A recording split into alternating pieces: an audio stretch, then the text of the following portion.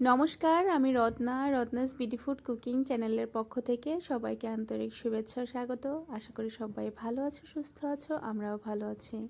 আজকে রান্নাবান্না কাজ শুরু করে দিলাম। দুপুরবেলা কি রান্না করব তোমাদের দেখাচ্ছি।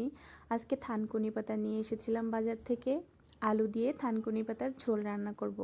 গরম পড়েছে অস্বাভাবিক, বাহিরে তো একদম নাক কান দেওয়া যাচ্ছে না। বাহিরের দিকে গেলেই মনে হয় যেন শরীরে আগুন জ্বলে যাচ্ছে, এত বেশি গরম। যাই হোক, আজকে এই গরমের মধ্যে স্বাস্থ্যকর একটা রান্না করব। এই যে থানকুনি পাতা দেখছো, এগুলো দিয়ে আলু দিয়ে একদম নিরামিষ পাতলা পাতলা ঝোল রান্না করব। নিরামিষ না, মাছ দিব আজকে। আর হচ্ছে করলা ভাজি করব আলু দিয়ে। এগুলোই হচ্ছে আজকেরকার রান্না বান্না। গরমে খুব একটা তেল মশলার খাবার ভালো লাগে না খেতে, আর স্বাস্থ্যের জন্য বেশি একটা উপকারী নয়, তাই একেবারে সিম্পল রান্না বান্না করছি। আমি এদিকে শাকগুলো কেটে নিয়েছি, আর এদিকে এখন করলাগুলো কুচিয়ে নিয়েছি। এভাবে পাতলা পাতলা করে কেটে এই যে দেশি আলুগুলো আছে ছোট ছোট, এই আলুগুলো দিয়ে ভাজি করলে বেশ ভালো লাগে খেতে।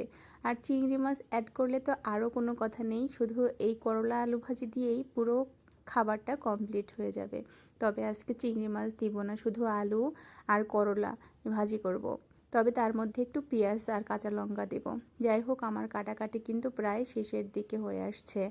আর প্রচণ্ড গরম লাগছিল, রুমের মধ্যে থাকা যাচ্ছিল না, তাই বারান্দায় চলে আসলাম কাটাকাটি করতে। এখানে একটু বাতাস লাগছিল।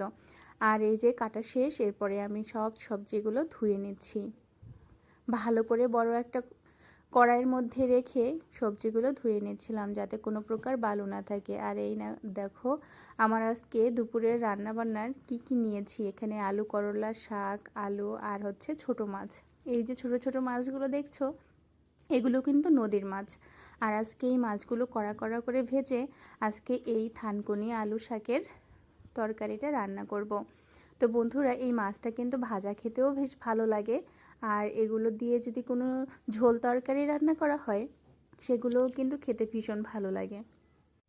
কড়াইতে তেল দিয়ে এবারে তরকারির যে আলুগুলো দিব, সে আলুগুলো একটু হালকা হলুদ আর মরিচ দিয়ে ভেজে নিচ্ছি। আলুগুলো একটু ভেজে নিলে তরকারিটা খেতে বেশ ভালো লাগে। দেখো, আমি খুব একটা বেশি ভাজবো না, হালকা হালকা করে ভেজে নিচ্ছি। প্রথমে একটু লবণ দিয়ে দিলাম, তারপরে একটু হলুদের গুঁড়ো দিয়ে দিয়েছি। তাতে করে আলুর তরকারির কালারটা বেশ সুন্দর আসবে। আর দিয়ে দিলাম কয়েকটা কাঁচা লঙ্কা। আর এই ধরনের শাকসবজি রান্না করলে কাঁচা লঙ্কার রান্না বেশ ভালো হয় খেতে। শুকনো লঙ্কা আজকে কোনোভাবেই দিব না এই রান্নাতে। একটু কষিয়ে নিয়ে এই যে পরিমাণ মতো ঝোল দিয়ে দিলাম। একটু ঝোল ঝোল করে রান্না করব, যেহেতু জলের পরিমাণটা আমি একটু বেশি দিয়েছি। এরপর একটু নাড়াচাড়া করে কিছুক্ষণ আমি ঢাকনা দিয়ে ঢেকে খানিকক্ষণ ফুটিয়ে রান্না করে নিচ্ছি। তো কিছুক্ষণ ফুটিয়ে নিলাম, এরপরে ঢাকনাটা উল্টে নিলাম। দেখো তো টকবক করে তরকারিটা ফুটে উঠছে। এরপরে আমি ধুয়ে রাখা থানকুনি শাকগুলো দিয়ে দিলাম এর মধ্যে। এই মুহূর্তে দিলে থানকুনি পাতাটা একদম গলেও যাবে না, আর ভালোভাবে সিদ্ধও হয়ে যাবে। আর এক পাশে অন্য কড়াইতে আমি এদিকে করলা আলুগুলো ভেজে নিচ্ছি। কড়াইতে তেল দিয়ে করলা আর আলু কুচিগুলো দিয়ে দিলাম। এরপরে আমি এর মধ্যে দিয়ে দিলাম স্বাদ মতো লবণ, আর স্বাদ মতো একটু হলুদের গুঁড়ো দিয়ে দেব। হলুদের গুঁড়ো দিয়ে দিলাম। এরপরে আমি কুচিয়ে রাখা পেঁয়াজ, একটু রসুন আর কাঁচা লঙ্কা দিয়ে দিলাম এর মধ্যে। রসুন দিলে হয় কি, এই যে ভাজির মধ্যে যে রসুনটা থাকে, যখনই না মুখে পড়ে তখন ভীষণ একটা ভালো লাগা কাজ করে, খুব একটা ফ্লেভার আসে, আর খেতেও ভীষণ ভালো লাগে। এদিকে তরকারিটা একটু আবারও নাড়াচাড়া করে নিচ্ছি হাতা দিয়ে। তরকারিটা একটু ঘুটে মুটে রান্না করলে ঝোলটা একটু হালকা গাঢ় হবে, খেতেও ভীষণ ভালো লাগবে। ভেজে রাখা মাছগুলো এর মধ্যে দিয়ে দিচ্ছি এবারে।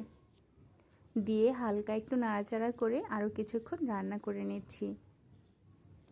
এরপরে আমি তরকারিটা ফোড়ন করে নিচ্ছি। এখানে তেল দিয়ে দিলাম, তার মধ্যে দিয়ে দিলাম জিরা ফোড়ন, জিরা আর কয়েকটা দিয়ে দিছি রাঁধুনি।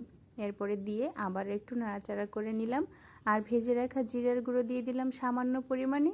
এরপরে নাড়াচাড়া করে নামিয়ে নেব আজকের তরকারিটা। গরমের দিনে এই সিম্পল তরকারিটা খেতে ভীষণ ভালো লাগে। যারা খেয়েছো তারা অবশ্যই জানো, আর যারা খাওনি তারা যদি থানকুনি শাক চিনে থাকো, তাহলে তোমরা বাসায় এভাবে রান্না করে খেয়ে দেখতে পারো। তোমরা চাইলে এখানে যে কোনো মাছ দিতে পারো, চিংড়ি মাছও ব্যবহার করতে পারো। তবে আমার বাসায় চিংড়ি মাছ ছিল না, তাই আমি এই ছোট মাছ দিয়েই রান্না করলাম। পুঁটি মাছ দিয়েও রান্না করতে পারো, ছোট ছোট দেশি পুঁটি মাছ দিয়ে। আজকের এই রান্নাবান্না তোমাদের কেমন লাগছে অবশ্যই কিন্তু কমেন্ট করে জানিও। আজকের মতো বিদায় নিচ্ছি, টাটা।